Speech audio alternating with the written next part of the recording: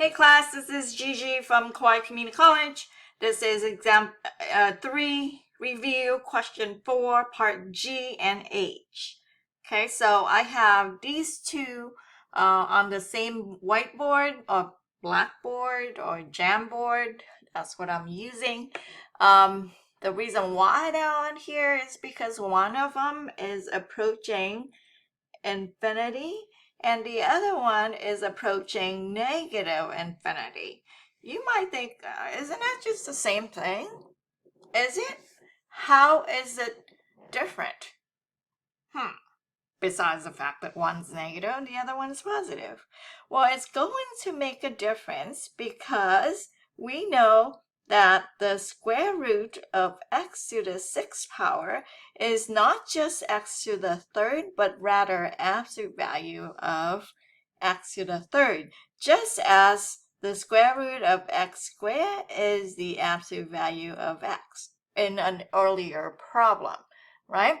And we needed the absolute value because we're saying that the square root of something is a positive number, and x to the 3rd could possibly be a negative answer. So that we put the absolute value just to be sure that that answer is a positive value. Okay, so that is the definition of what it means to have x to the square root of x to the 6th power. Okay, so we need to keep that in mind because that is going to make a difference. How? Well, in both of these problems, we are going to divide the numerator and the denominator by the same number. And that number is square root of x to the 6th. And since square root of x to the 6th is the absolute value of x to the 3rd, that is the same. So I am going to divide the numerator by square root of x to the 3rd because it doesn't have the square root, right? So I'm going to do the same here. Divide by absolute value of x to the 3rd, or we would say square root of x to the 6th. And the reason why we do square root of x to the 6th is because in order to do any computation, I would need that to be under the square root, right? So here I would have on the left-hand side, limit as x goes to infinity of 6 divided by absolute value of x to the 3rd plus x to the 3rd divided by absolute value of x to the 3rd. On the denominator, I will have 8 divided by x to the 6th because it's inside the square root, plus 4 x to the 6th divided by x to the 6th is just 4, right? On the right-hand side, I am going to get the exact same thing. However, x is approaching negative infinity. So this is x over x to the 3rd in absolute value plus x to the 3rd over absolute value of x to the 3rd over square root of 8 over x to the 6th plus 4. Okay, same thing. Okay. Now, what we need to note is that when x is approach positive infinity, x is a positive number. And here, x is a negative number. And that's going to make a difference because if this is going to be a positive number right here, a positive number divided by a positive number with the same value is going to be 1.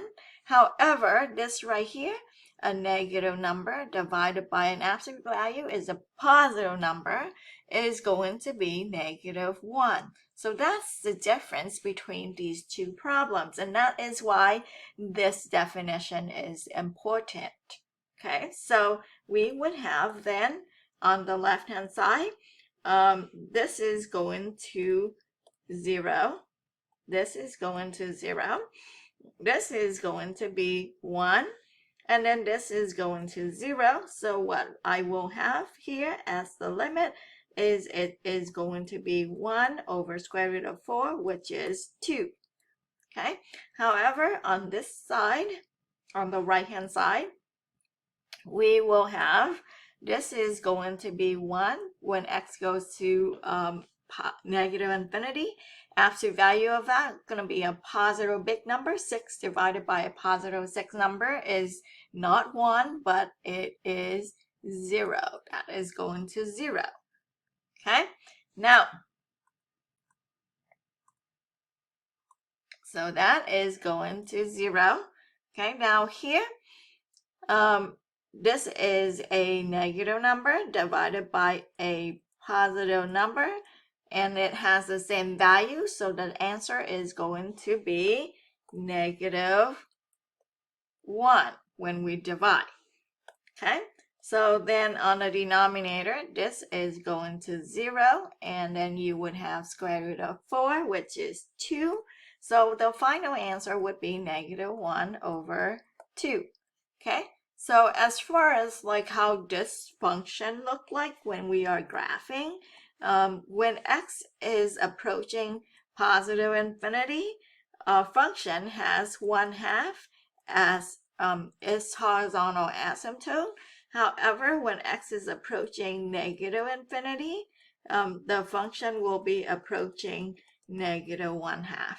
And negative 1/2 is the horizontal asymptote, not vertical. Did I say vertical? I really meant horizontal asymptote. Okay, so that's what's going on here. In one direction, the function value is approaching 1/2. In the other direction, the function value is approaching negative 1/2.